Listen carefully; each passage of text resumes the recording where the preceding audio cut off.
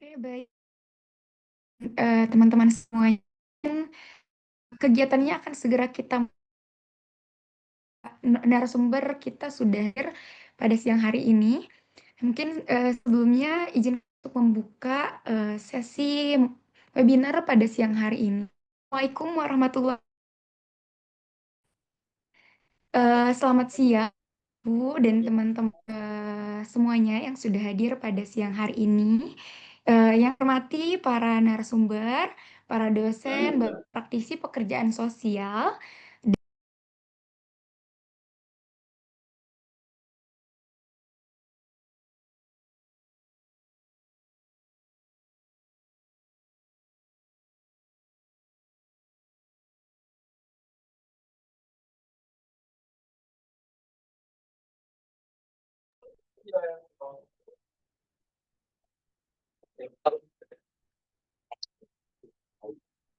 Selamat datang di dunia nyata ya.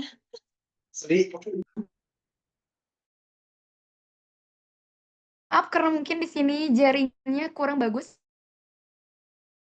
gitu ya Bapak Ibu semuanya. Assalamualaikum warahmatullahi wabarakatuh. Selamat siang Bapak Ibu dan juga teman-teman semuanya yang nampaknya sudah hadir pada siang hari ini.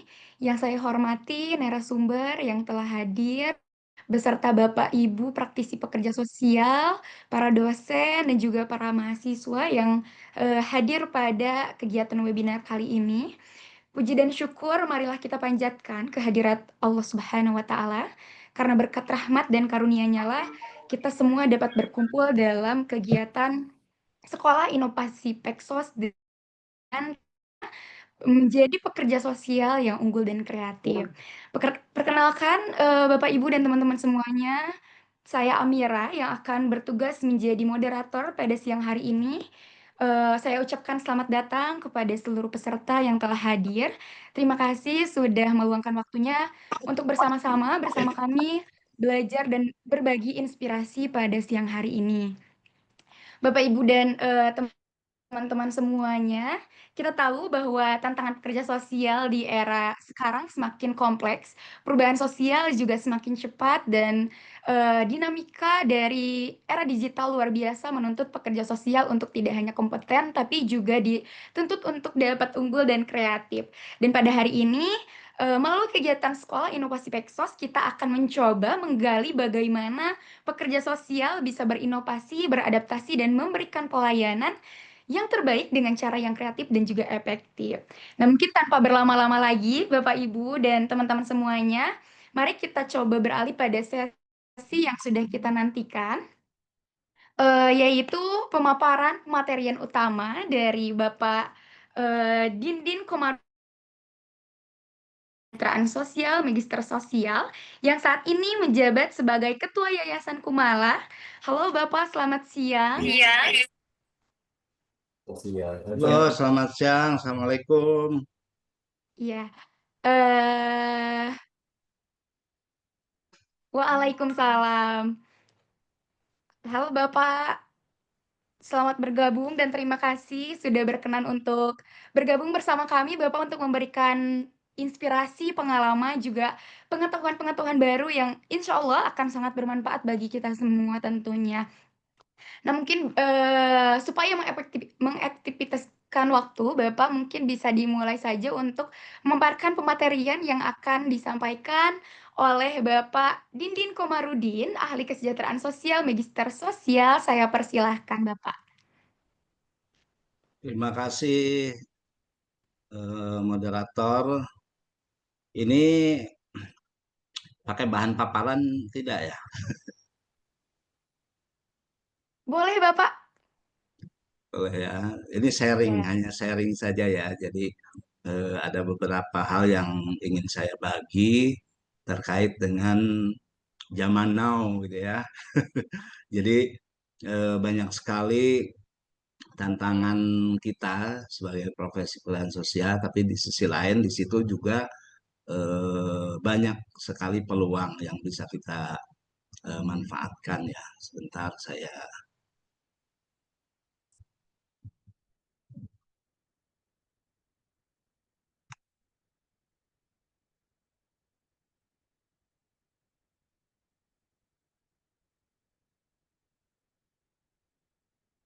suara saya cukup terdengar ya. Terdengar Bapak sangat Baik, jelas sekali. ya. Terima kasih Bapak Ibu, rekan-rekan pekerja sosial yang saya banggakan semua. Hari ini saya diminta untuk apa ya, sharing lah ya, sharing pengalaman ini bisa bisa iya dan tidak. Karena yang kita lakukan di sini adalah eh, sebuah pilihan tadinya ya, ingin bergerak kemana kita gitu. Nah, Minum dulu ya, Bim. pada hari ini saya ingin sharing tentang kreativitas dan inovasi seorang pekerja sosial dalam menghadapi isu global kerusakan lingkungan ya. Nah, kenapa saya mengangkat isu global kerusakan lingkungan? Nah, ini justru di satu Kelihatan sisi ini layarnya kurang cerah ya. menjadi tantangan, di satu sisi buat kami di sini Nah, menjadi oke. satu peluang besar Benar. sebetulnya ya. Ini lihatin aja daftar hadiahnya ya. Nah, ini saya ingin menyampaikan kebetulan Oh, ini tahun udah, Bu. kemarin Udah ada. Udah.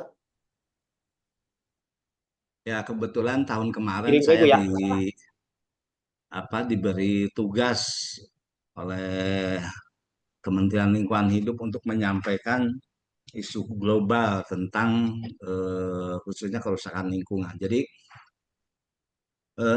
sementara ini isu global itu ada tiga hal ya. Jadi pertama, katanya negara-negara dikuasa itu sedang saling berebut sumber daya alam. Kita tahu ini udah jadi dari zaman dulu memang seperti itu. Nah, yang kedua, masalah global kedua adalah kerusakan lingkungan yang terdiri dari kita sudah rasakan saat ini perubahan iklim, polusi di mana-mana, kemudian kehilangan keanekaragaman hayati juga menjadi concern hampir semua negara ya, Oh, udah bisa. apa namanya, memberikan perhatiannya pada kondisi lingkungan saat ini. Nah, yang ketiga adalah krisis pangan. Nah, saya coba cermati ketiga krisis global ini sebetulnya di satu sisi memang menjadi masalah kita semua penduduk dunia ini ya. Tapi di satu sisi saya melihat berbagai macam atau banyak peluang yang kita sebagai profesi pekerjaan sosial yang dapat kita dalam tanda kutip kita manfaatkan untuk bagaimana kita melakukan peran ya sebagai pekerja sosial dalam isu global ini. Informasi yang saya dapat dari ketiga isu global ini itu beberapa negara itu sepakat bahwa apa namanya masalah ini hanya bisa diatasi oleh inovasi dan keberadilan katanya. Jadi memang tidak saja apa namanya misalnya kerusakan lingkungan itu tidak saja hanya di apa namanya diatasi atau di apa eh, mencari solusinya itu oleh beberapa pihak yang dalam tanda kutip eksklusif gitu ya. Nah, kalau dulu mungkin kerusakan lingkungan ini hanya dilakukan untuk mengatasinya dilakukan oleh berbagai atau pihak-pihak tertentu saja. Kalau pemerintah dengan APBN, APBD-nya melakukan sendiri, perusahaan dengan dana CSR-nya melakukan sendiri, mungkin pihak lain juga seperti itu. Nah, saat ini tidak bisa seperti itu, harus semua apa namanya pihak itu harus bersama berkolaborasi dalam menangani permasalahan ini. Nah, yang kedua adalah inovasi. Memang harus diatasi dengan berbagai hal inovasi ya. Jadi tidak bisa apa permasalahan itu diatasi oleh hanya metode atau konsep-konsep yang tidak menyesuaikan dengan perubahan atau kebutuhan zaman. Nah, saya juga melihat di sini juga ada dua hal yang bisa kita apa namanya peran kita bisa masuk ke dalamnya yaitu melalui mitigasi atau pencegahan dan sekaligus penanganan. Ini banyak banyak sekali kegiatan-kegiatan yang sudah dilakukan oleh masyarakat sebetulnya, cuman kita di lapangan melihat bahwa itu masih apa namanya sendiri-sendiri. Nah, kalau menurut saya peran kita sebagai pekerja sosial inilah yang bisa memanage atau mengkoordinir gitu, kegiatan atau gerakan-gerakan di masyarakat. Karena ketiga masalah global ini ujung-ujungnya akan menghasilkan berbagai masalah sosial itu yang menurut berbagai ahli kemukakan. Nah, yang kedua sebelum saya lanjutkan, ini dari kegiatan kita dalam melaksanakan pelayanan-pelayanan sosial di yayasan kami di Kumala, itu juga berkembang ya. Jadi konsep pekerjaan sosial ini berkembang. Jadi awalnya kita kenal dengan help people to help themselves ya. Jadi menolong orang agar orang mampu menolong dirinya sendiri. Nah, kita kembangkan ya. Jadi kalau di kami di Kumala ini sebelum orang atau klien yang kita tangani ini bisa berdampak pada lingkungan sekitarnya, nah ini belum selesai tugas kita. Jadi memang ini seiring jalan isu ini terkait dengan konsep-konsep yang ada di lembaga kita. Nah, ini sebelum saya sharing tentang perjalanan ya, perjalanan sebuah profesi pekerjaan sosial yang digeluti di Yayasan Kumala. Ini juga salah satu contoh strategi sebetulnya yang awalnya merupakan kegiatan sederhana tapi kita kembangkan konsisten kita jalankan gitu ya dengan tentu dengan berbagai tantangan gitu ya. Nah, tapi sekarang malah konsep ini yang menjadi rujukan beberapa mungkin ada Pemda di beberapa daerah, beberapa kementerian juga, bahkan perusahaan-perusahaan ya. Jadi hal sederhana misalnya kita memanfaatkan sampah menjadi salah satu alat pelayanan sosial termasuk di dalamnya pemberdayaan dan lain-lain. Dan banyak yang bertanya pada saya apa hubungannya pengolahan sampah dengan pelayanan kesejahteraan sosial. Nah, sebetulnya ini sangat beragam ya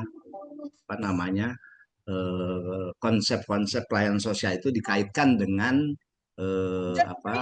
pengelolaan lingkungan dalam hal ini penanganan permasalahan sampah. Nah, kenapa hal itu kita lakukan? Ternyata setelah kita melakukan kegiatan pengolahan sampah itu berdampaknya banyak hal ya, sosial, ekonomi, pendidikan, selain lingkungan juga mempengaruhi juga pola pikir masyarakat, bahkan bisa mendorong perubahan atau pengembangan kebijakan-kebijakan yang ada di pemerintah gitu ya. Nah, gambaran yang ingin saya berikan di sini sampah itu menjadi salah satu alat ya. Jadi salah satu alat. Kita tidak merubah ruh pelayanan profesi kita itu. Tetap kita menangani PPKS, menghubungkan mereka dengan sistem-sistem sumber dan lain-lain. Tetapi di sini perlu mungkin kiranya kita kembangkan kemasannya gitu ya, karena kita berhadapan dengan sistem sumber yang misalnya entah itu pemerintah, apalagi perusahaan, yang dimana kita juga harus menyesuaikan dengan kebutuhan-kebutuhan yang ada di pasar kita lah, katakan pasar kita ya, baik itu pemerintah atau perusahaan. Nah, sehingga kegiatan-kegiatan yang kita lakukan, entah itu rehabilitasi korban naksa dan lain-lain, pemberdayaan masyarakat rentan dan lain-lain, itu dikemas dalam satu program yang tema programnya itu ya pengelolaan lingkungan. Padahal tetap kita memberikan layanan-layanan terhadap klien kita. Ya. Nah, di sini pelayanan sosial juga dapat berdampak pada berbagai atau melalui lembaga-lembaga sosial, lembaga masyarakat lainnya, PKS tadi masyarakat, apa yang nonton pas ambil akun itu mereka kan sih. Akhirnya pemerintah, privat sektor,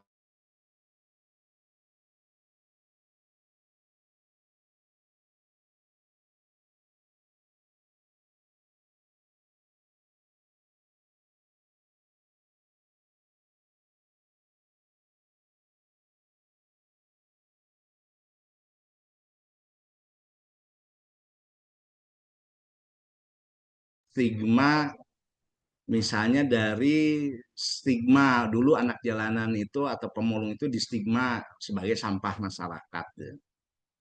Kita mengalami ini beberapa tahun namanya dengan kelompok-kelompok anak jalanan, kita selalu distigma seperti itu.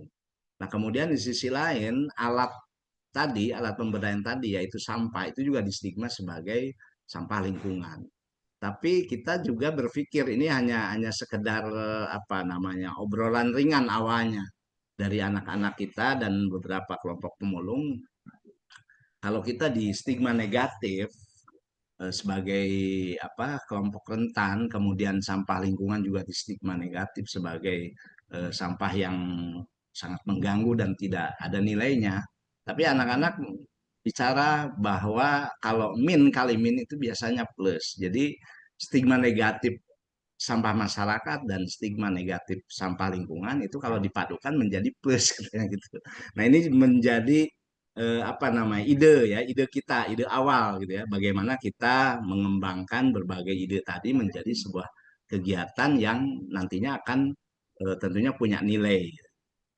Nah, seperti di sini misalnya sampah ini menjadi target kita, setiap mitra kita, baik itu pemerintah atau perusahaan, awalnya itu kita sederhana hanya menawarkan gitu ya, pengelolaan sampah. Sebetulnya ini menjadi alat nantinya ya.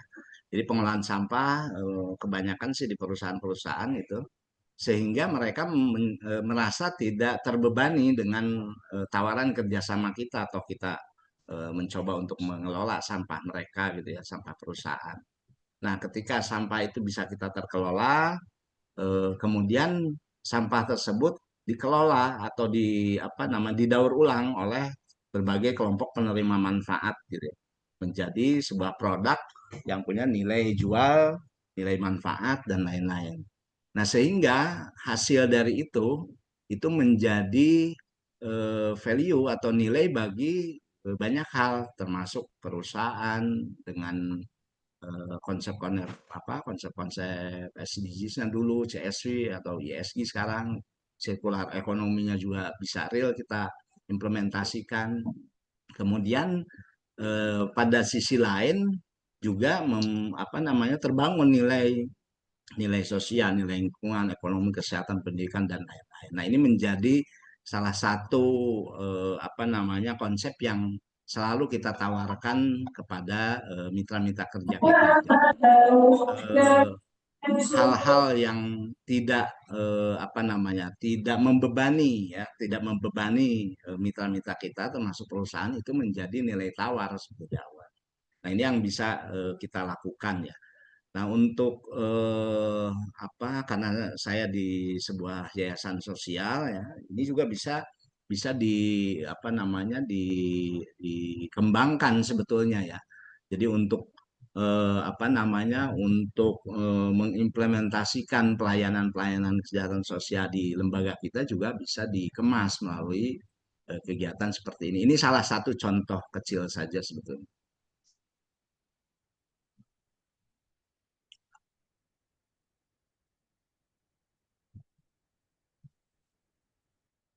Mana ya? Nah, ini pengalaman panjang ya, pengalaman panjang sebetulnya bukan pengalaman saya saja ini jadi pengalaman kami di Yayasan Kumala gitu ya. Memang kita apa namanya bermula dulu dari mungkin saya bergabung dengan teman-teman apa namanya dari STKS dulu awal bergabung itu tahun 2001 lah, sekitar 2001 kita bergabung dengan berbagai macam kegiatan, kemudian Tiara beli iPhone berapa? kita kembangkan sampai kita mendirikan lembaga sendiri, kemudian mendirikan bank sampah juga itu menjadi satu kegiatan sederhana sebetulnya yang kita jadikan alat untuk tadi ya apa namanya pelayanan kepada dampingan atau binaan-binaan kita. Nah, tapi di sisi lain ketika itu dijalankan dengan konsisten, kita juga membangun jejaring, menjaga nilai, tanpa terasa juga berkembang menjadi tadinya bank sampah unit, menjadi bank sampah induk atau BSI, kemudian ya tidak menyangka-nyangka gitu ya, ternyata apa yang konsep yang kita lakukan ya, konsep apa namanya pekerjaan sosial yang kita padukan dengan pengelolaan lingkungan itu menjadi nilai baik. Kebetulan tahun 2024 kemarin ternyata perjalanan panjang ini menjadi penilaian baik di Kementerian Lingkungan Hidup.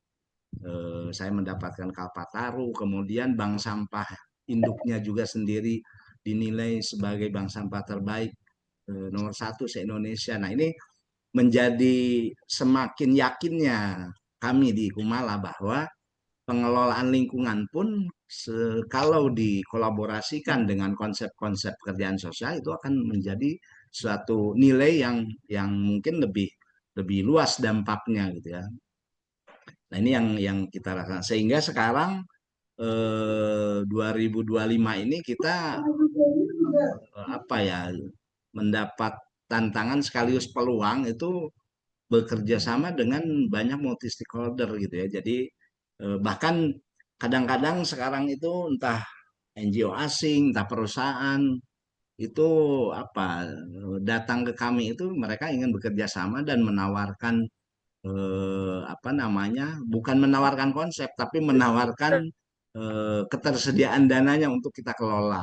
Jadi mempercayakan kita untuk membuat konsep-konsep programnya gitu. Bahkan ada beberapa mitra kita yang karena kita sekarang banyak agenda gitu malah proposalnya mereka bikinkan juga padahal mereka menyediakan dananya tapi proposalnya mereka bikinkan dan lainnya jadi kita tinggal tanda tangan MOU tinggal jalan gitu.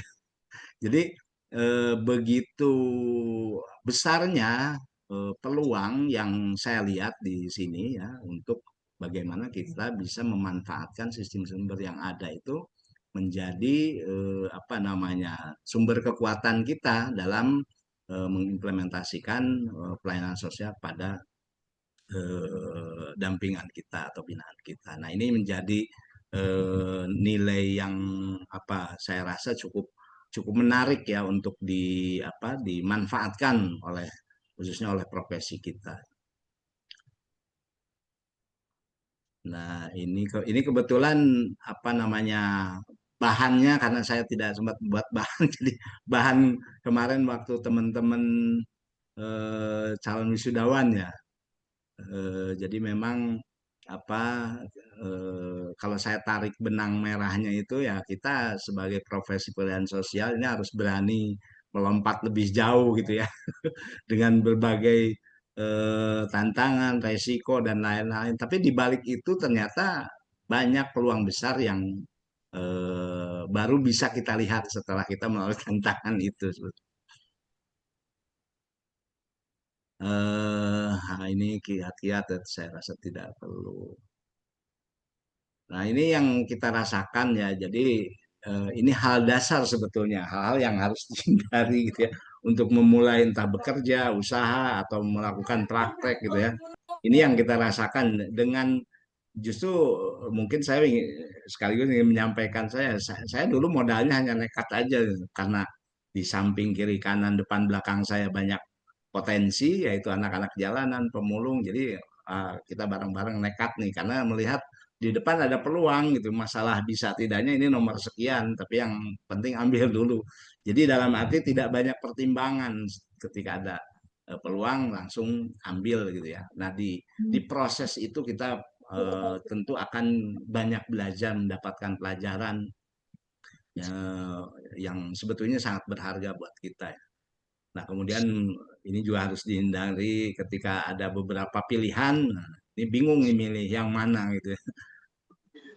Kemudian ya di awal ini yang benar-benar kita rasakan ya, biasanya dulu saya juga sama lah dengan teman-teman semua dulu itu melihat atau mencari keuntungan ya sebanyak-banyaknya. Nah, ternyata ini menjadikan pelajaran buat kita bahwa investasi jangka panjang itu lebih lebih penting ya, bukan kita konyol apa namanya meninggalkan peluang keuntungan sebetulnya, tapi kita sedang membangun strategi gitu.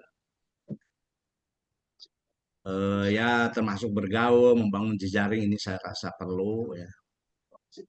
Nah ini banyak sekali sebetulnya konsep-konsep usaha bekerja atau merintis sebuah kegiatan ini yang berdasarkan pengalaman-pengalaman kita ya. Jadi ini nanti sharingnya ini mah nanti ya konsep-konsep ini. Nah ini mungkin dulu yang saya ingat saya disodorkan data ini. Jadi ada ini tahun 2014 saya disodorkan data ini ada apa namanya jumlah penduduk, kemudian jumlah sampah, kasus pidana, PMKS, saya disodorkan ini apa yang bisa kamu lakukan, katanya seperti itu. Ini oleh sebuah perusahaan. Nah tentu saja kita melihat karena memang di Kumala itu atau sebelum Kumala bahkan 2003 kita sudah apa namanya mencoba merintis gitu ya. Jadi memanfaatkan apa namanya sampah sebagai alat pemberdayaan.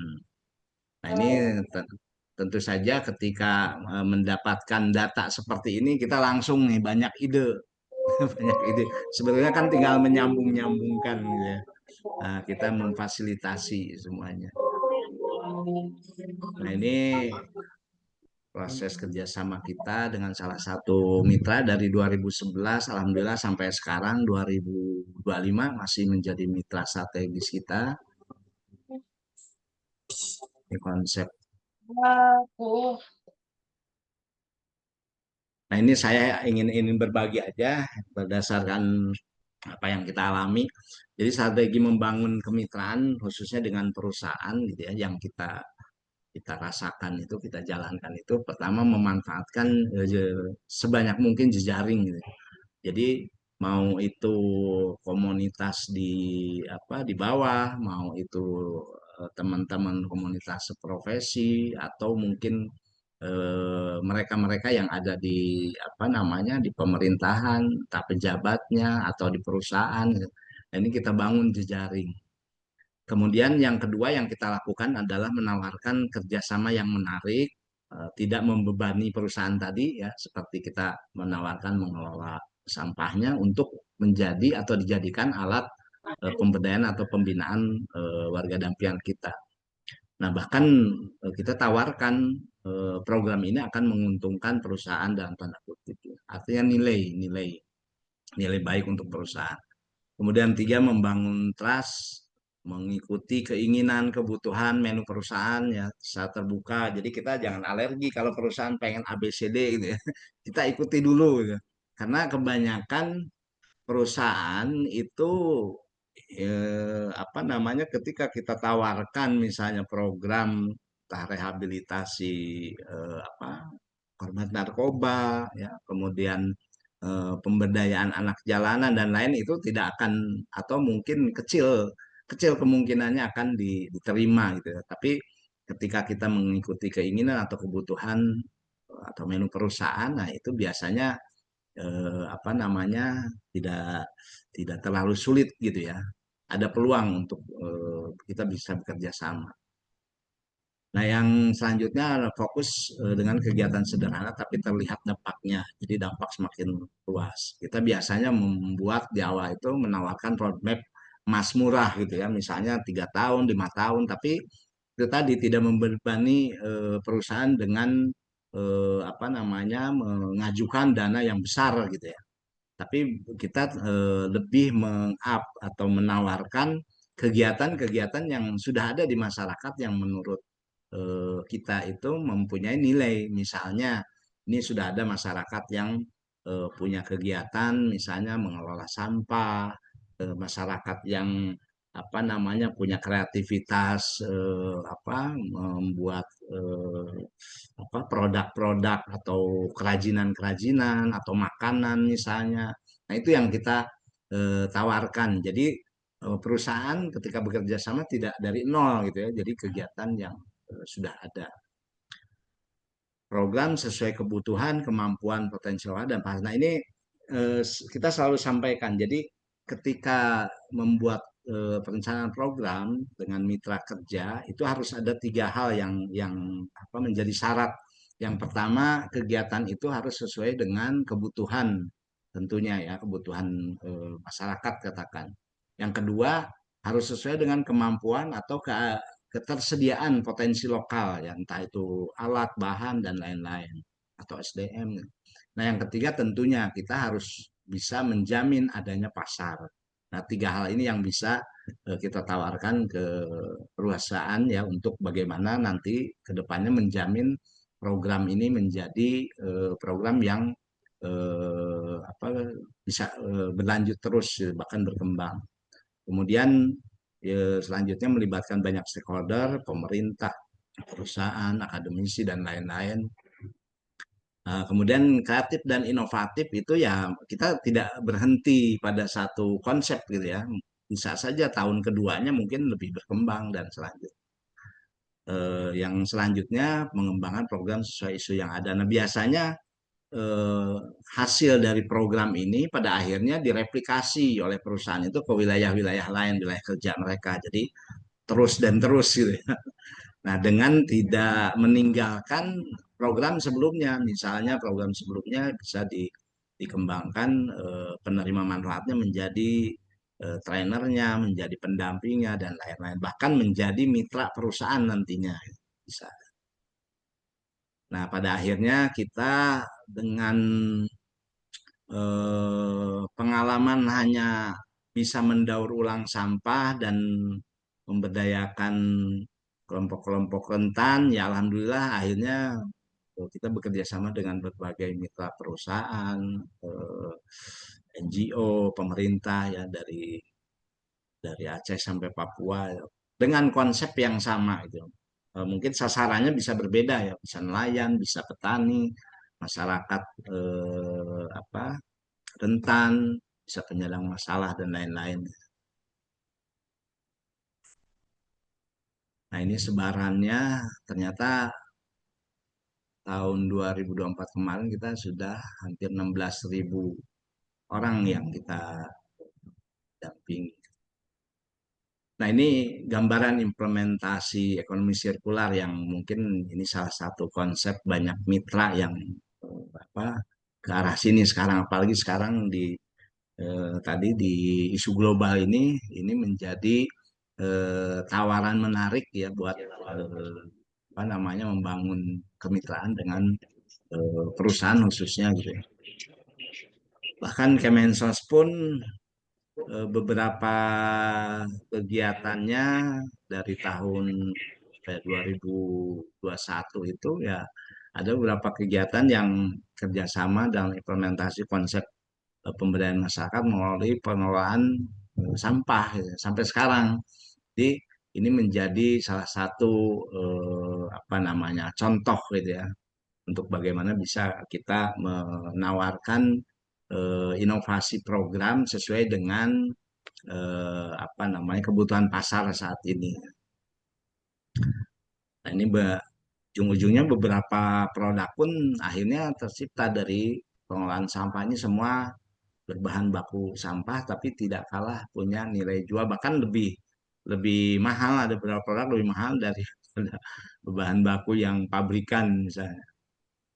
Nah, ini kegiatan-kegiatan kita yang sebetulnya justru profesi kita itu mempunyai peluang besar untuk membangun atau menciptakan agen-agen perubahan baru nih. Jadi kalau dulu saya selalu memberikan pelatihan, pendampingan ke berbagai kelompok gitu ya dengan proses yang panjang.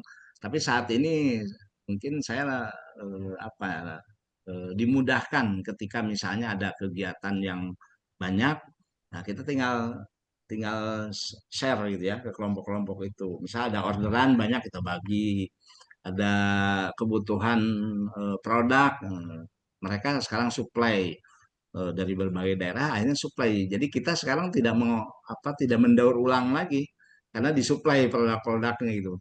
Nah, di satu sisi secara bisnis, secara usaha ya alhamdulillah ini bisa mensupport kegiatan usaha kita. Satu sisi juga mengembangkan kegiatan-kegiatan pemberdayaan di beberapa wilayah. Nah, ini kemarin yang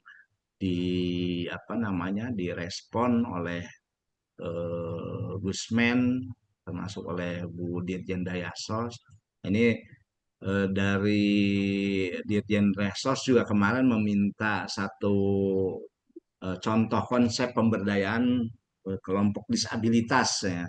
Karena kebetulan negara kita sedang ada kerjasama selatan-selatan katanya. Jadi ada Jerman, Yordania, dan Indonesia. Nah ini pengen sharing, saling sharing. Bagaimana sih konsep pemberdayaan kelompok disabilitas? Nah kita sudah sharing kemarin konsep kita yang kita lakukan di beberapa kelompok disabilitas kepada Kemensos. Ya. Nah artinya saya ingin menyampaikan bahwa peluang-peluang itu sebetulnya masih sangat besar. Ini kita belum bercerita tentang bagaimana peluang di perusahaan-perusahaan ketika kita menjadi bagian dari perusahaan tersebut atau jadi karyawannya lah katakan gitu.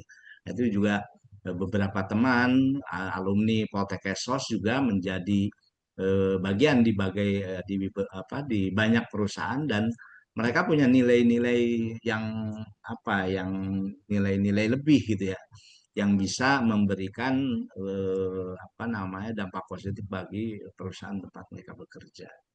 Nah ini memang kita tidak bisa lagi mengurung diri gitu. Mengurung diri dalam arti konsep pelayanan Kesos kita itu ya di situ gitu ya. Ya kalau menurut saya sih kita harus membuka selebar-lebarnya mengkolaborasikan dengan berbagai hal yang jadi isu di saat ini gitu ya. Nah, sekaligus saya juga melihat bahwa sebenarnya konsep-konsep kita itu sangat sangat relevan sekali gitu kalau dikolaborasikan dengan isu-isu yang ada di zaman sekarang gitu ya. Nah, saya kan hanya mengembangkan kemasannya sebetulnya. Konsepnya tetap kerjaan sosial. Ya. Nah, ini Kenapa? ternyata ya apa yang kita Kenapa? lakukan sebagai profesi juga ya, ternyata ketika mempunyai nilai mendapat respon dari beliau-beliau yang bahkan ada beliau-beliau yang dulunya agak gimana gitu ya ke profesi kita. Tapi setelah melihat hasil yang atau dampak yang kita berikan, ya bahkan konsep kita pada akhirnya dipakai. Nah, mungkin itu yang bisa saya sharing sementara. Mungkin lewat diskusi boleh kita saling bertukar pengalaman lah gitu ya. Terima kasih. Assalamualaikum warahmatullahi wabarakatuh.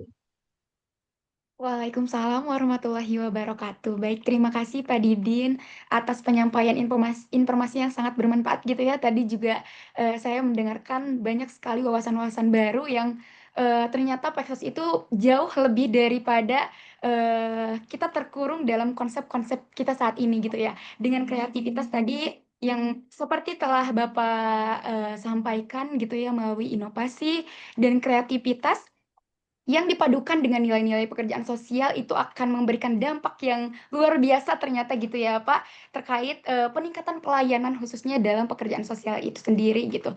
Nah mungkin, pematerian dari Pak Dindin telah selesai dan kita akan melanjutkan pada sesi selanjutnya yang sudah ditunggu-tunggu gitu ya, karena mungkin dari Bapak, Ibu, dan peserta yang telah hadir ingin, berbagi atau bercerita menanyakan kebingungan yang sudah ditahan mungkin dari tadi gitu ya.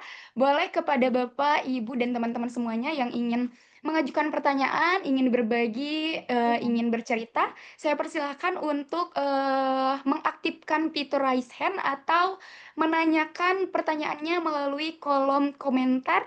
Saya persilahkan Bapak Ibu untuk yang ingin bertanya untuk raise hand terlebih dahulu.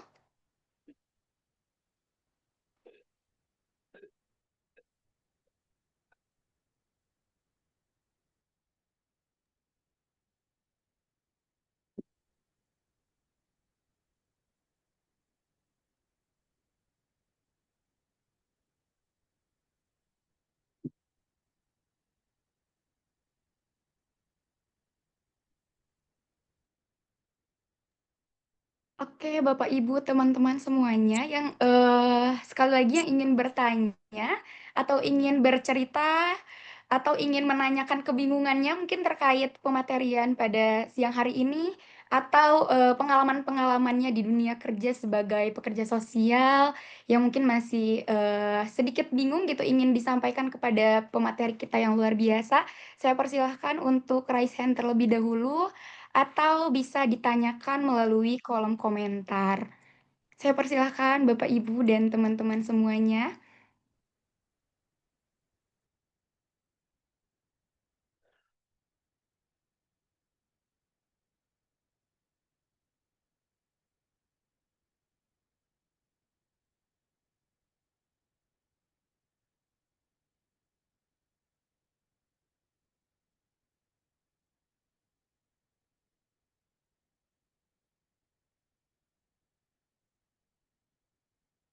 Setuju aja.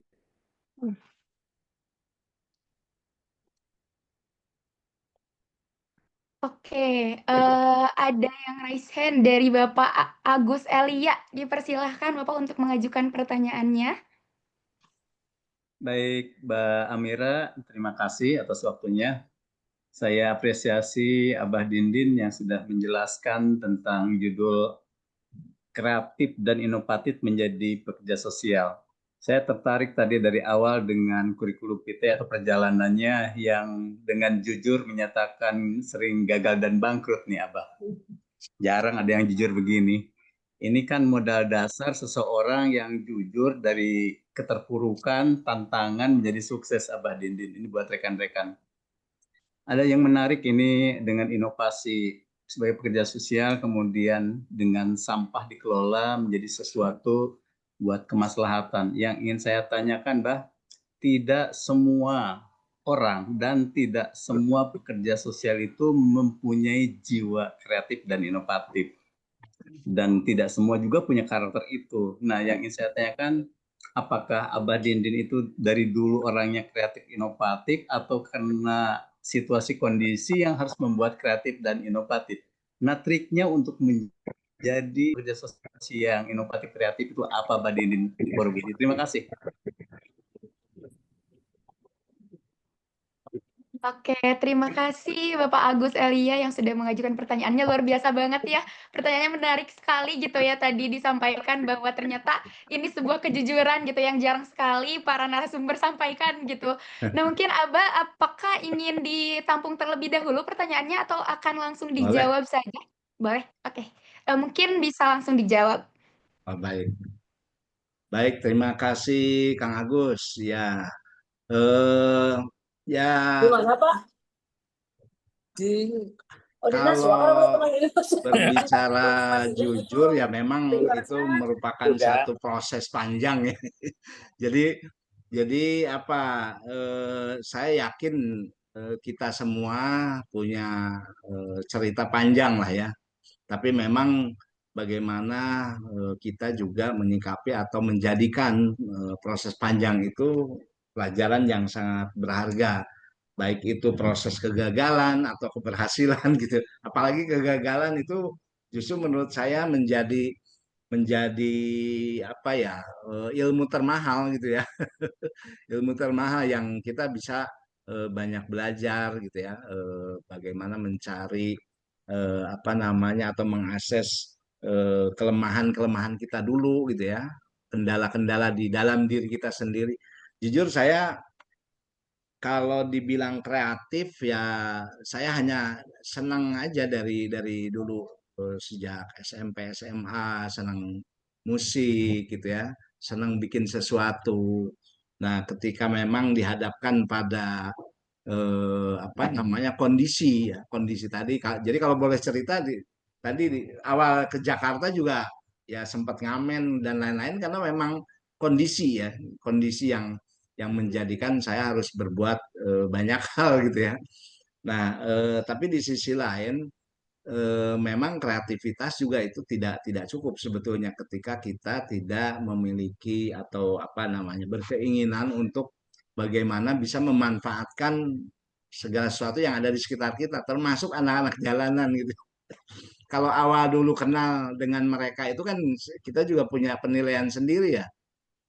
Kok hidupnya semaunya, apa namanya, instan, pengen serba yang praktis, cepat gitu ya. Tapi di sisi lain saya banyak belajar juga dari anak-anak jalanan. Misalnya kalau anak jalanan yang murni, yang dia tinggal dan bekerja di jalan, itu ternyata kebanyakan punya kedisiplinan waktu. Misal ketika dia akan ngamen itu kalau dia lewat jam 8 itu udah rugi karena orang udah banyak yang pergi ke kantor, udah sampai kantor gitu. Artinya mereka harus dari jam 6 nih gitu ya, mencegat pegawai-pegawai untuk bisa mendapatkan dari hasil ngamen. Itu saya pelajari mereka ternyata di satu sisi punya kedisiplinan juga gitu ya. Nah, kemudian apa kerja tim. Kalau kalau di Jakarta dulu anak-anak jalanan itu kan kebanyakan berkelompok ya. Jadi kalau dia berada di dalam kelompok itu memang apa namanya tidak tidak pamrih, tidak saling apa gitu ya. Artinya ya mereka merasa memiliki kelompok itu gitu ya. Nah itu membuat membuat saya juga berpikir ini potensi nih. Nah yang penting lagi adalah anak jalanan jarang sakit gitu. Nah ini juga kita pelajari. Kenapa jarang sakit gitu ya?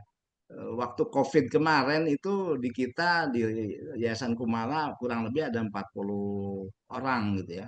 Anak jalanan, pemulung dan lain-lain. Ketika dicek rapid test itu tidak ada satupun yang positif. Nah itu tanda tanya besar gitu ya. Nah itu yang menjadi saya harus memanfaatkan ini gitu ya. Ya kebetulan sedikit kreativitas saya punya, kita ajak awalnya dulu anak-anak untuk ya kita bikin sesuatu tapi nggak keluar modal lah istilahnya bahan bakunya ya mulung, ada eceng gondok di Danau Sunter kita babat sampai habis jadi sesuatu gitu. Tapi pada akhirnya kita menemukan ide-ide baru di jalan di apa di perjalanan proses itu ya. Jadi mulai dari produk yang tadinya asal-asalan bikin asal senang, asal happy, tapi ketika ada pembeli gimana caranya mereka balik lagi, membeli lagi karena butuh. Nah, itu juga menjadi bagian pembelajaran buat buat buat saya sendiri gitu ya. Jadi menurut saya apa namanya ya tidak tidak hanya kreativitas yang kita miliki, tapi itu tadi strategi bagaimana kita memanfaatkan sistem kalau boleh saya bilang anak-anak ini sebetulnya sistem sumber juga nih yang bisa bisa kita kembangkan, bisa kita kemas gitu ya menjadi sesuatu yang nah sampai saat ini di Kumala juga walaupun kelihatannya bank sampah induknya menjadi sebuah bisnis besar, tapi sebetulnya kegiatan realnya adalah pembinaan atau pemberdayaan teman-teman dari kelompok-kelompok marginal masih seperti itu. Ketika ada anak jalanan datang, Mbah boleh gabung, ayo boleh. Kita nggak ada prasyarat, kamu harus begini, nggak ada, gabung. Nah, tapi di sisi lain mulai kita arahkan, yuk mau nggak sekolah lagi atau mau nggak ya dikembangkan lagi kapasitasnya seperti itu. Nah itu yang menjadi apa namanya modal dasar sebetulnya itu memanfaatkan segala potensi yang ada gitu ya, termasuk tadi membangun nilai di antara kita dengan anak-anak kita bangun saling percaya, saling terbuka. Ini untuk mengawali kerjasama dengan mitra kita. Jadi ketika kita bermitra dengan banyak pihak, nilai-nilai itu sudah terbiasa gitu ya. Tidak jarang anak-anak kami di Kumala misalnya kita kirim ke luar daerah untuk mewakili Kumala bertemu dengan apa perusahaan atau menterinya bahkan gitu. Karena dia punya nilai ya mereka menganggap biasa saja gitu ya. Bahkan mungkin secara tidak langsung mereka punya punya kebanggaan, punya kepercayaan diri yang terus bertambah gitu ya. Tadi dengan berubahnya stigma dari banyak orang. Nah, ini menjadi salah satu kunci ya ketika kita eh, apa namanya secara terbuka memberikan kesempatan peran yang sama kepada apa namanya eh, tim kita lah itu anak-anak kita seperti itu Kang Agus.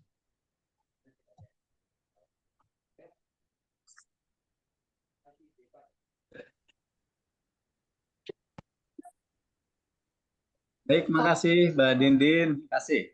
Sami-sami, Kak.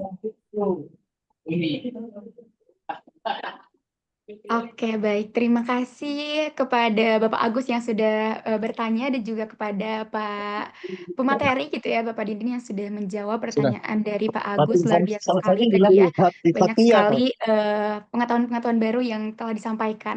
Nah, mungkin Pak Agus ini ada pertanyaan kembali gitu ya dari salah satu dari salah satu peserta yang sudah hadir, itu ada Ibu Saskia. Bertanya, katanya Bapak, dalam proses pemberdayaan tentu terdapat tantangan, apalagi dalam memberdayakan penerima manfaat, khususnya dalam penerima manfaat dengan latar belakang yang berbeda-beda. Lalu bagaimana cara menyelesaikan tantangan tersebut, Bapak? Seperti itu pertanyaannya. Mungkin bisa dijawab, Bapak. Terima kasih. Ya, terima kasih Mbak Saskia. Ya, di kami juga tentunya eh, anak-anak atau teman-teman dari kelompok-kelompok rentan yang kami ajak. Jadi kalau di sini istilahnya bukan dibina ya, ajak kerjasama gitu. Jadi kita untuk selalu menghindari apa namanya kata binaan gitu ya.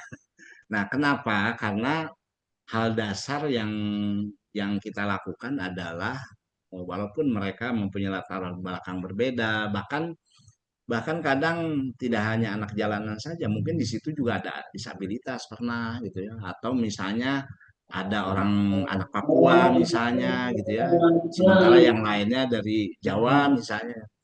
Nah, hal itu kalau di kita akan hilang sendirinya gitu ya, apa namanya resiko-resiko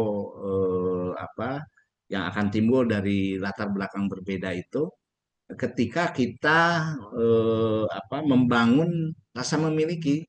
Jadi di sini itu tidak ada, walaupun mereka anak-anak ini di sini punya penghasilan dari apa yang mereka lakukan itu punya penghasilan, walaupun mereka eh, dengan kegiatan sekolah misalnya ya. Tapi ketika mereka misalnya sebelum sekolah mereka ikut kegiatan di sini atau pulang sekolah ikut kegiatan di sini. Jadi tidak di jalan. Nah, mereka punya penghasilan.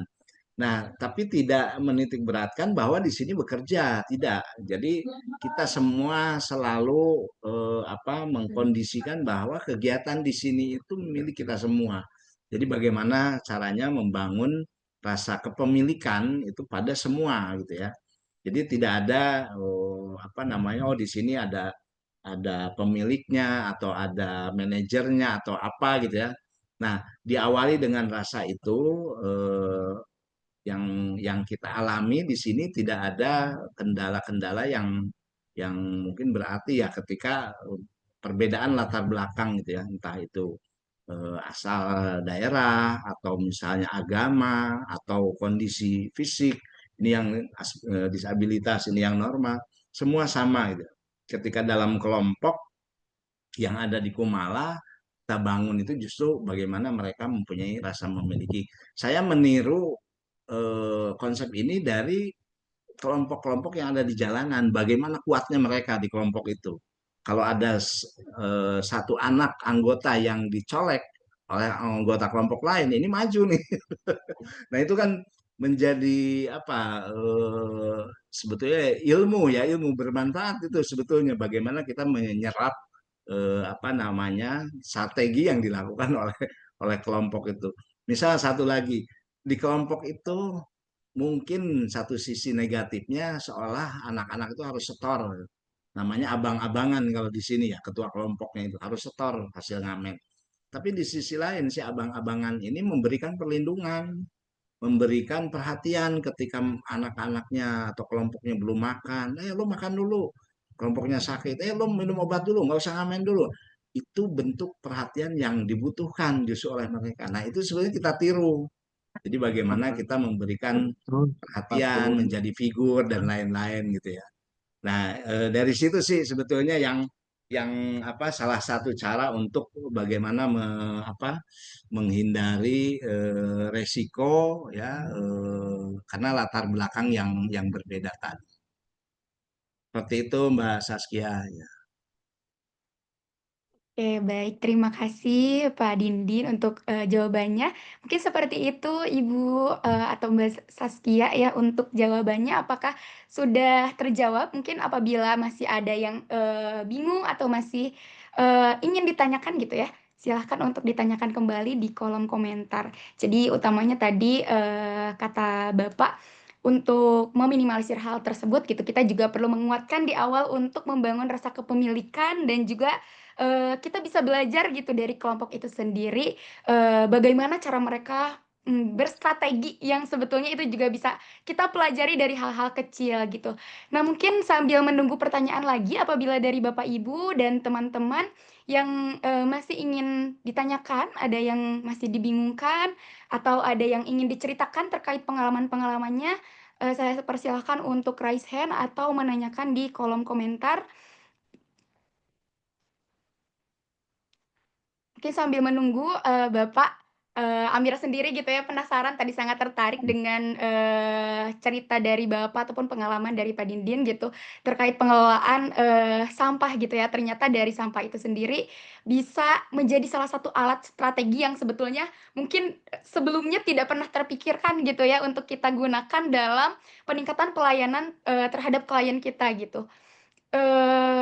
Mungkin Amira mau bertanya, Pak. Kadang kala mungkin kita sudah kreatif nih, Pak, udah punya, sebuah inovasi, tapi, misal dalam hal pengelolaan sampah.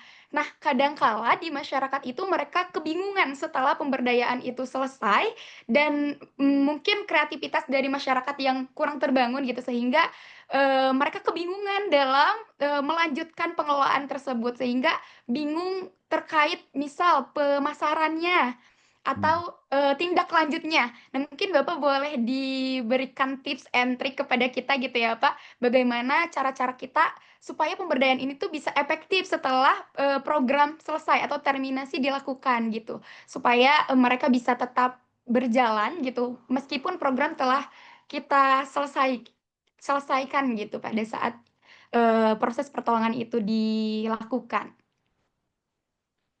Baik Mbak Amira. Sebelum saya jawab, saya sapa dulu nih Pak Isep, Kang Isep.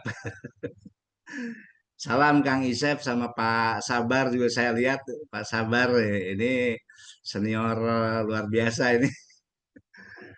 Ya terkait pengelolaan sampah ya memang kalau sama saya juga waktu bikin bank sampah ya. Kalau daur ulangnya dari 2003 daur ulang sampah, tapi bikin bank sampah secara kelembagaannya 2016. Itu di awal bingung karena tujuan kita awalnya memang untuk kegiatan anak-anak dampingan kita ya. Jadi anak-anak daripada pulang sekolah, keluyuran dan lain-lain, saya ajak ngumpulin sampah setiap minggu disetor, ditabungkan.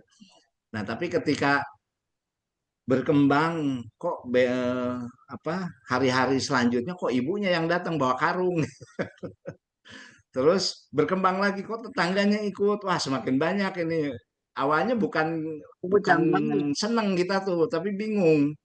Kalau tadi anak-anak mungkin sekitar satu kresek dua kresek masih ya istilah konsepnya senang-senang lah gitu ya. Eh, membuat satu kegiatan yang melibatkan banyak anak-anak itu ya kita senang-senang aja. Tapi ketika orang tuanya ikut, tetangganya ikut, bahkan makin banyak, nah itu sementara kita ilmu manajemennya belum dapat nih, belum dapat gitu.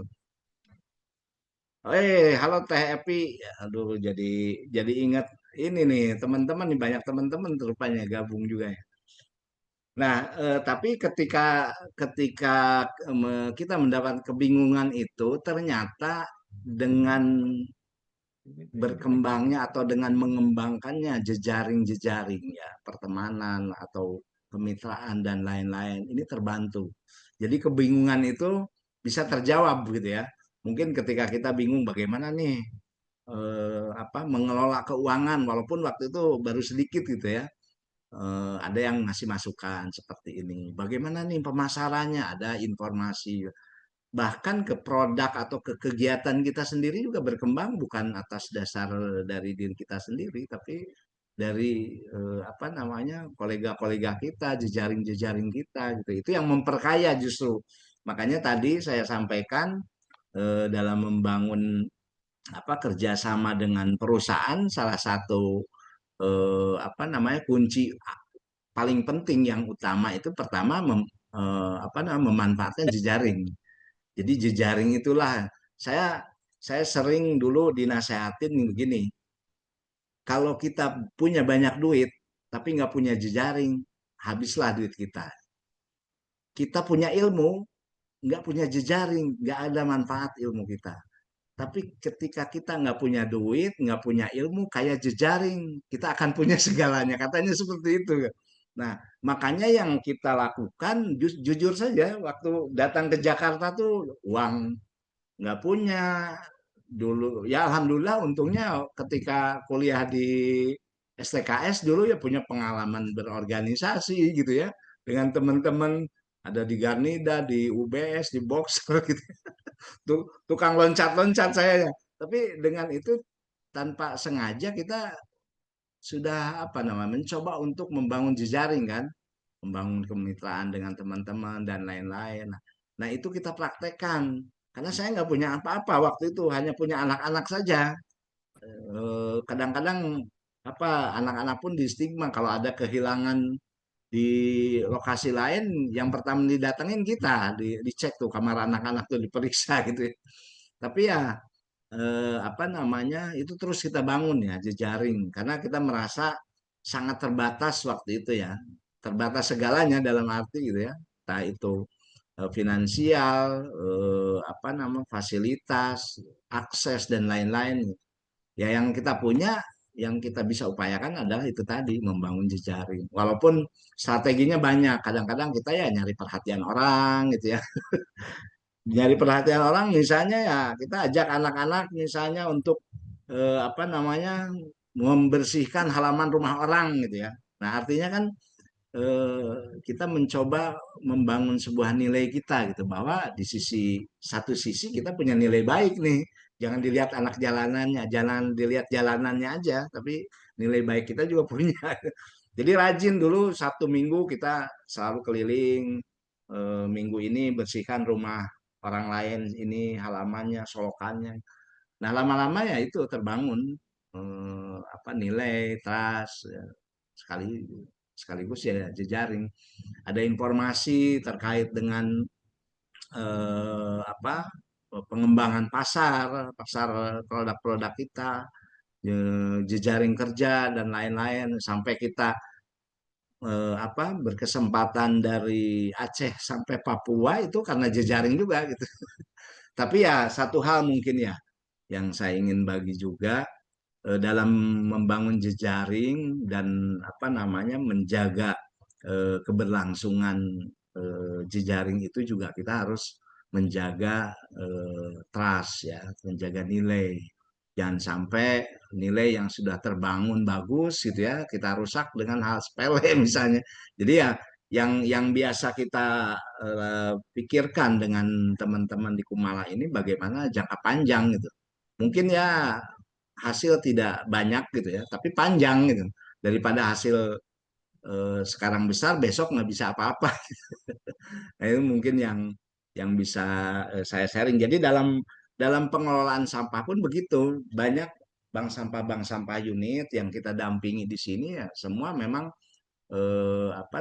merasa bingung ya. Di satu sisi ada keinginan nih untuk melakukan sesuatu di lingkungan sekitarnya, tapi di sisi lain ada keterbatasan. Entah nggak punya tempat, nggak punya kelengkapan fasilitas lainnya, akses, pasarnya bingung gitu ya. Eh, Dihitung-hitung kok malah rugi gitu ya, sama. Kumala juga dulu 2 tahun pertama ya rugi dan rugi gitu ya. Tapi itu tadi kendala-kendala itu justru menjadi ilmu berharga ketika kita akses gitu ya, cari kenapa nih bisa rugi, gimana sih caranya, ya itu tadi salah satunya dengan mengembangkan jejaring. Bahkan dulu 2016 kita bikin bank sampah, 2017-nya saya gencar belajar ke saudara-saudara lapak-lapak Madura itu. Saya belajar caranya bagaimana sebuah strategi sampah bisa punya nilai maksimal gitu ya. Nah, itu ternyata ilmunya keluar dari situ. Ya, ya seperti itu eh, apa namanya jawabannya. Teh Evi, apa kabar?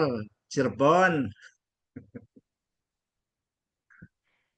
Oke, baik. Terima kasih Pak Dindin untuk jawabannya tadi sudah terjawab sekali gitu ya. Jadi penting juga ya Bapak kita untuk eh, memperbanyak relasi tentunya yang bisa membantu proses-proses kita dalam mengembangkan suatu pemberdayaan yang akan kita berikan gitu ya. Jadi jangan mengurung diri, kita juga penting untuk melihat peluang-peluang yang bisa kita ajak bekerja sama gitu. Nah, selanjutnya Bapak ada pertanyaan lagi nih dari Pak Joko Sulistyo. Katanya, selamat Abah Didin, banyak apresiasi dari berbagai lembaga. Untuk mempertahankan kualitas, tentunya memanfaatkan supervise pelayanan agar bermutu. Boleh di-sharing nggak bagaimana supervise dilakukan? Matur nuwun. Seperti itu Abah, apakah bisa langsung dijawab atau ini ada beberapa pertanyaan lagi? Boleh, boleh. Nanti mungkin bisa dijawab satu persatu aja ya Abah ya? Oh iya, boleh. Oke, Ya, dipersilahkan. Kang Joko, ya terima kasih. Kalau kita ya semuanya menjadi survive gitu ya. Jadi saling saling apa ya, saling memberikan masukan, saling memberikan nilai bahkan gitu ya. Eh, Walaupun kita pernah coba dulu, jadi ada bagian-bagian kita bagi peran gitu ya, bagi peran. Tapi di satu sisi ada kelemahan ketika kita menghususkan membagi peran gitu ya. Ada tim pencari bahan misalnya, ada tim produksi, ada tim pengembangan produksi, ada tim pemasaran, ada manajer dan lain-lain, bahkan ada QC gitu ya dulu tuh. Tapi mungkin saya belum belum sampai ilmunya ke sana. Jadi ini ketika kita berjalan ini tidak sesuai dengan harapan target kita. Jadi apa namanya peran yang kita bagi tadi menjadi sekat-sekat artinya gitulah gitu ya. Jadi mungkin seorang QC menjadi paling so ini. Jadi kalau kalau tim QC ini punya masalah dengan anak produksi ini, wah, habis tuh anak produksi bikin produk apapun itu nggak lolos.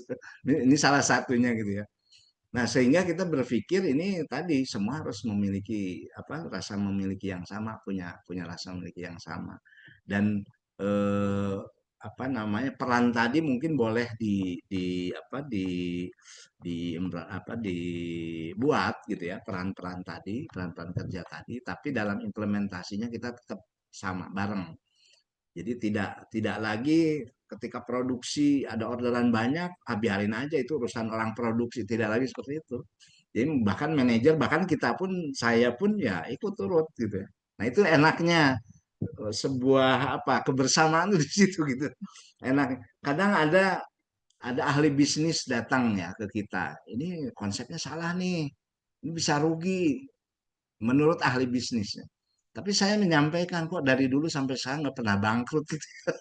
Dengan kondisi COVID segala macam kita bertahan malah ya alhamdulillah bisa berkembang gitu ya. Nah, yang saya rasakan itu tadi. Jadi apa namanya kebersamaan tadi ya dalam tanda kutip dalam arti positif gitu. Kebersamaan tadi yang menjadikan kita dan padahal anak-anak ini selalu selalu berganti gitu ya dari dulu sampai sekarang. Yang sudah bekerja nanti datang yang baru bangun lagi mereka udah apa kapasitasnya udah bagus gitu ya kemudian bekerja atau buka usaha atau nikah pulang kampung datang lagi yang baru terus berputar seperti itu tapi dengan konsep kebersamaan tadi kita tetap alhamdulillah bisa bisa apa terus berkembang gitu ya tentu saja dengan belajar dari kelemahan atau kesalahan-kesalahan sebelumnya gitu ya. Gitu.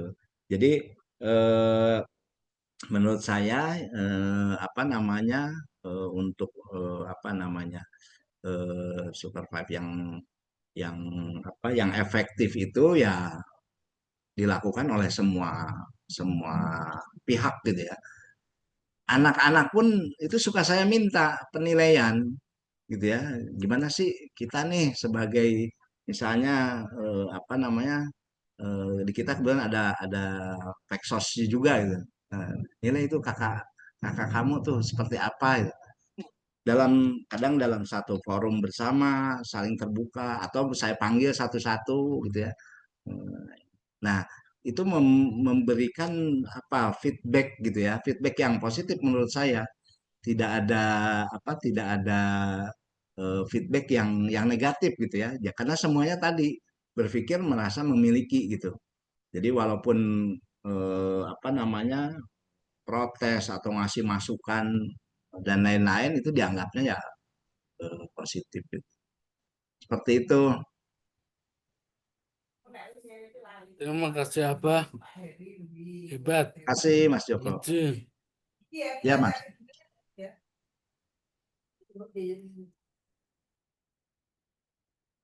Oke, terima kasih Bapak untuk jawabannya nih. Ada satu lagi Bapak pertanyaan dari Pak Syaripudin. Permisi Bapak izin bertanya, saya juga memiliki pengalaman serupa. Namun di sini terdapat sedikit masalah setelah terminasi. Contohnya, misalnya bank sampah unit sudah terbentuk dan antusiasme warga juga sudah sangat baik. Namun bank sampah induk setelah kami terminasi justru mundur karena alasan keterbatasan akses jalan yang jauh dan naik turun gunung sehingga perlu kos besar. Bagaimana kira-kira solusi menurut Bapak untuk mengatasi masalah jejaring tersebut? Terima kasih atas jawabannya. Nah, mungkin seperti itu Bapak dari pertanyaannya Pak Saripudin bisa langsung dijawab untuk sharing kepada kita semua gitu. Iya baik, terima kasih Pak Saripudin. Ini hanya sekedar sharing saja ya, karena kita juga mengalami dulu, walaupun kelihatannya dekat dari Priok ke Marunda gitu ya. Tapi ya kalau dihitung-hitung dengan ongkos kita ke sana ya nombok gitu ya, dibanding apalagi yang kita jemput tonasenya sedikit misalnya. Nah, itu sering dulu kita kita temui itu ya, dan itu menjadi pilihan buat kita apakah lanjut atau tidak gitu kan. Tapi di kita kembali lagi selalu berpikir investasi jangka panjang gitu ya. Jadi waktu itu berapa lama gitu ya, itu tetap kita jemput. Artinya bank sampah induk itu kan dia menjadi bank sampah induk itu mempunyai peran mengkoordinir bank sampah unit-unit ya yang ada di bawahnya. Nah, ketika ada bank sampah unit yang tadi lokasinya jauh, nah itu sebetulnya sebuah resiko peran yang harus dilakukan oleh bank sampah induk. Nah, tapi saya punya punya beberapa contoh kasus gitu ya. Mungkin mudah-mudahan jadi strategi gitu ya. Nah, dulu misalnya tadi dari Priuk ke Marunda itu mungkin kalau di bensin, kemudian yang menjemputnya juga perlu minum, ya perlu rokok gitu ya. Sementara yang dibawa jumlahnya sedikit. Tapi kita punya investasi jangka panjang bahwa di Marunda itu nanti harus ada BSU-BSU lain. Yang akhirnya kita bisa jemput mungkin tadinya satu BSU bisa jadi 3, 5 BSU gitu ya. Kan tonasenya banyak juga nanti gitu ya.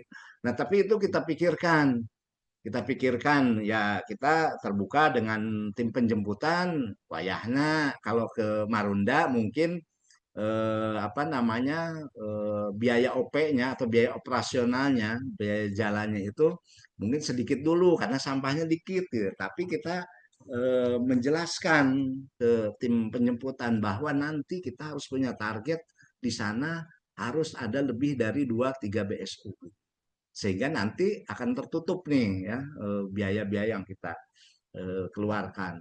Nah itu pertama. Yang kedua kita biasanya kerjasama dengan perusahaan atau pemerintah. Misalnya gini, ada satu BSU misalnya tonasenya besar, kita punya armada tapi tidak mencukupi karena harus diangkut pakai truk besar misal. Kita kerjasama dengan Sudin LH. Sudin LH ya. Jadi suku dinas lingkungan hidup di Jakarta Utara misalnya atau wilayah kerja BSI tadi di mana gitu ya. Kita kerjasama dengan LH. Kita melakukan penjemputannya, meminta bantuan alat jemputnya atau armadanya dari LH. Dan itu sebetulnya kewajiban pemerintah untuk mensupport BSI ya melakukan operasionalnya. Itu kewajiban pemerintah. Nah, kita kan BSI atau BSU itu udah ini upaya masyarakat dalam mengelola sampah gitu ya. Ya walaupun mungkin nggak langsung pemerintah pelan gitu. Jangan juga nggak dikasih langsung ngambek gitu kayak teman saya satu tuh. Nah, artinya banyak hal yang bisa bisa kita lakukan itu kerjasama. Tadi jejaring tadi ya, ketika BSI kita punya nilai, saya rasa nggak ada salahnya kita dalam tanda kutip menjual kegiatan yang kita lakukan. Nah, biasanya apa namanya mitra kerja kalau perusahaan sekarang itu bahkan di Jakarta ini apa ya istilahnya luber gitu ya, kewalahan gitu. Jadi perusahaan memang sudah apalagi sekarang dipush oleh eh, Pak Menteri LH-nya. Perusahaan itu harus mensupport komunitas-komunitas di masyarakat yang mengelola sampah itu wajib. Karena perusahaan sebetulnya mempunyai kewajiban mengelola sampahnya sendiri. Nah, perusahaan mampu nggak tuh mendaur ulang, mengelola gitu. Nah, ketika perusahaan tidak mampu itu wajib mensupport apa namanya komunitas atau katakanlah bank sampah yang melakukan pengelolaan sampah. Nah, ini bisa sekaligus dicoba kerjasama dengan perusahaan tersebut kita tawarkan. Kita sering dong. Jadi sekarang saya saya ingat kalau dulu kan kita bikin proposalnya, proposal nawarin ke perusahaan-perusahaan, open donasi dan lain-lain. Kalau sekarang saya hanya sekedar secarik surat itu menawarkan kerjasama pengelolaan sampah ke perusahaan dengan tidak membebani tadi ya, membebani perusahaan dalam arti ya mungkin kita meminta apa biaya operasional juga tidak terlalu tinggi dibanding perusahaan harus membayar ke pihak ketiga buang sampah itu kan tinggi itu bayarannya. Kita tidak. Nah, biasanya perusahaan justru ketika sudah bekerja sama itu apa namanya kebanyakan ayo dong bikin program lain kita kembangkan misal kegiatan nah itu kesempatan kita yang apa yang bisa apa implementasikan dengan kerjasama dengan perusahaan banyak hal sebetulnya ya mungkin hal lainnya ya sekarang itu kan pengelolaan sampah itu jadi salah satu program apa namanya program penting pemerintahan sekarang nih. Nah, ini peluang-peluang tuh sebetulnya banyak di KLH, kementerian ya, di dinas-dinas. Tapi kalau saya mengarahkan lebih baik itu ke perusahaan-perusahaan itu CSR-CSR-nya kalau diarahkan ke pengelolaan lingkungan seperti yang kita lakukan di bank sampah itu biasanya eh, akan akan tertarik gitu ya. Karena punya nilai feedback, nilai nilai positifnya buat perusahaan itu besar. Gitu. Mungkin seperti itu, Pak Safrudin. 1.400, 1.400, 400, 300, 1.400.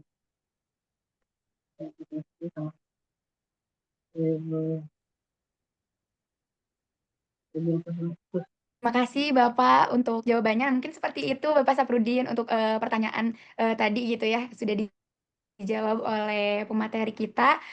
Jika masih ada yang ingin ditanyakan, Bapak boleh untuk ditanyakan kembali gitu ya di kolom komentar. Tapi mungkin sebelum kita tutup, Bapak izinkan tadi ada pertanyaan dan juga permintaan gitu ya dari Bapak Isep Seprian. Selamat Aku dua. Abah sudah dianugerahi Kalpataru, sebuah prestasi atas pengabdian yang panjang pada lingkungan. Boleh dong Itulah ya. diceritain bisa sampai dapat penghargaan atau anugerah itu Oh, untuk menginspirasi bagi kita semua. Tadi kan iya. mungkin lebih kepada pertanyaan-pertanyaan gitu ya Bapak, yang menjadi kebingungan dari para peserta yang sudah hadir di siang hari ini. Tapi mungkin untuk menutup sesi webinar kita pada siang hari ini, boleh dong Bapak diceritain sedikit bagaimana cara sampai, Bapak mendapatkan penganugerahan ataupun penghargaan sebanyak tadi gitu ya, sebagai sumber inspirasi bagi kita semua. Ya, ya itulah perjalanan proses ya. Jadi ternyata selalu di ujungnya itu selalu ada sesuatu yang apa ya, yang menjadi berkah buat kita semua. Ya termasuk tadi mungkin penghargaan-penghargaan itu, walaupun hal-hal itu sebenarnya tidak terbenak gitu ya. Tidak terpikirkan, tidak tersirat gitu di awal. Oke, pengen ngejar apresiasi gitu ya. Tapi ternyata hasil dari sebuah konsistensi, dampak mungkin yang tanpa kita sadari dampaknya makin luas, nilai-nilai terbangun, mungkin itu yang membuat orang akhirnya memberikan nilai pada kita. Padahal dulu saya ingat betul di awal-awal itu susah untuk mendapat perhatian orang. Bahkan saya sering dimarahin. Ini anak jalanan udah kotor diajarin yang kotor katanya, bukan di sekolah kan. Itu sering banget saya. Tapi ya ya tentunya semua ini berkah ya, berkah dari anak-anak, dari orang-orang yang selama ini bersama kita. Dan itu tadi konsistensi ternyata tidak tidak mubazir gitu ya. Jadi kita menekuni sesuatu hal apapun itu, yang penting positif. Ketika ditekuni terus itu tidak akan mubazir.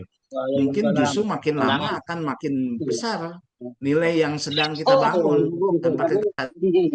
Pak, apa Bang ya? Siap. Pak. Ini sampaikan ya.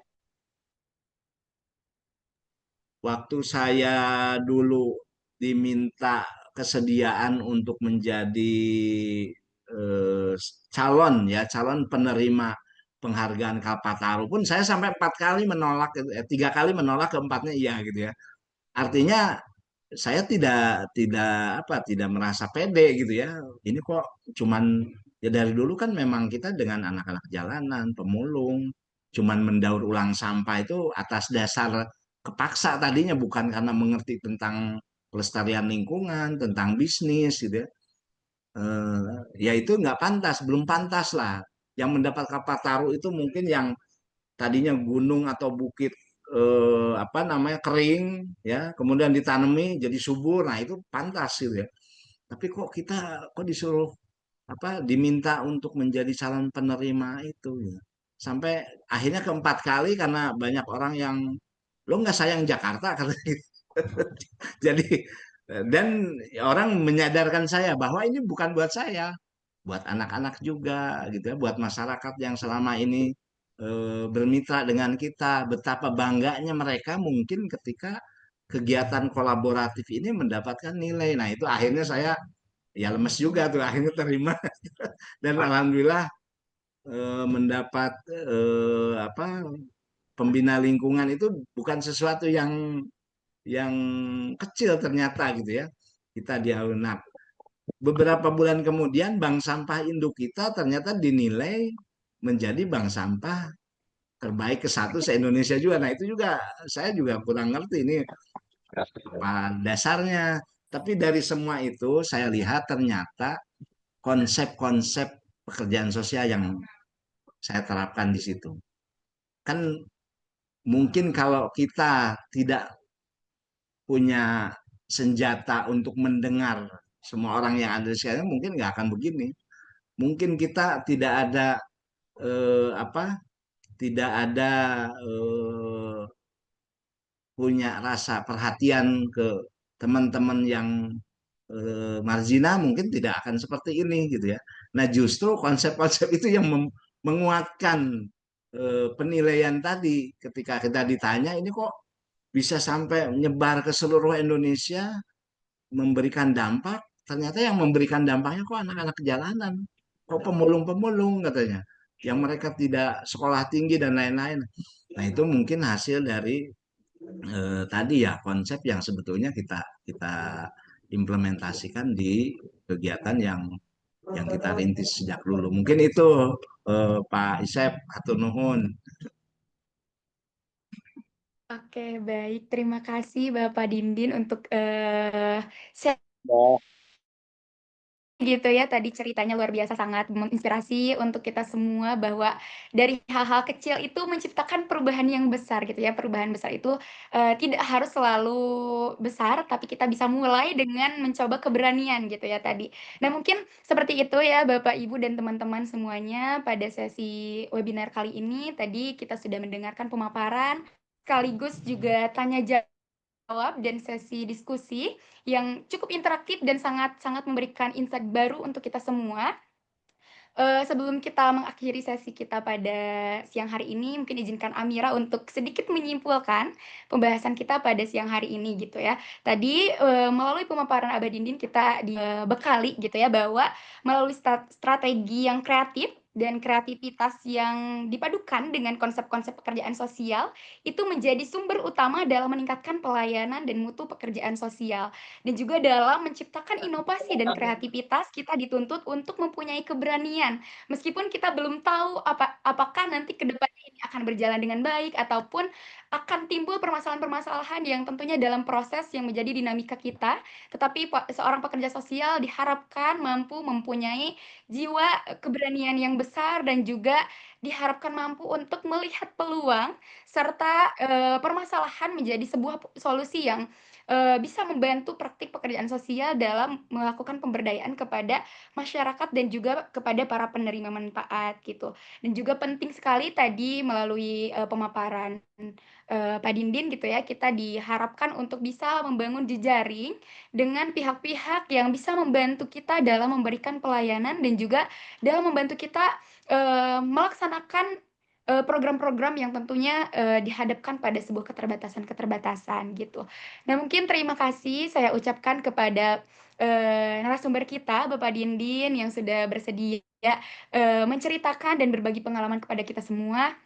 Tentunya pengalaman yang disampaikan sangat menginspirasi dan juga sangat berdampak bagi kita terhadap ilmu-ilmu baru gitu ya, dan juga memberikan gambaran kepada kita bagaimana dinamika ini kemudian hadir dan kita sebagai seorang pekerja sosial perlu mencari alternatif-alternatif lain gitu. Dan juga saya mengucapkan terima kasih kepada seluruh peserta dari berbagai dinas, lembaga, mahasiswa, dan juga seluruh peserta yang telah hadir pada siang hari ini di webinar kita kali ini. Nah, semoga kegiatan kita hari ini menjadi langkah nyata bagi kita semua untuk terus berinovasi dan juga bisa berkontribusi memberikan kontribusi yang nyata dan juga sebagai pekerja sosial yang profesional, yang unggul dan juga kreatif.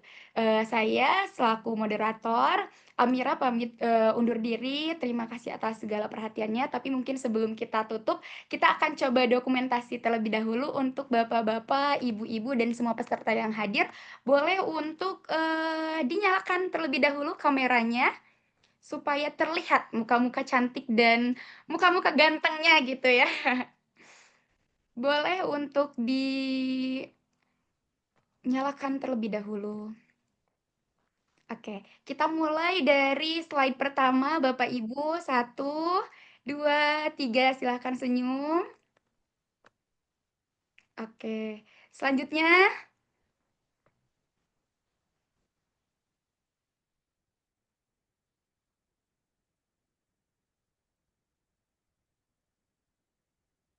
Slide selanjutnya boleh. 1, 2, 3, senyum.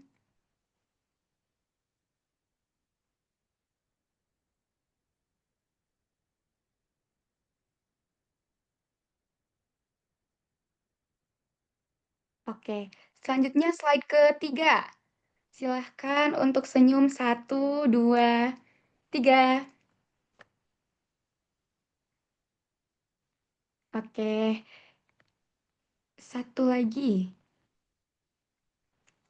Tetap pertahankan senyumnya. 1, 2, 3, senyum.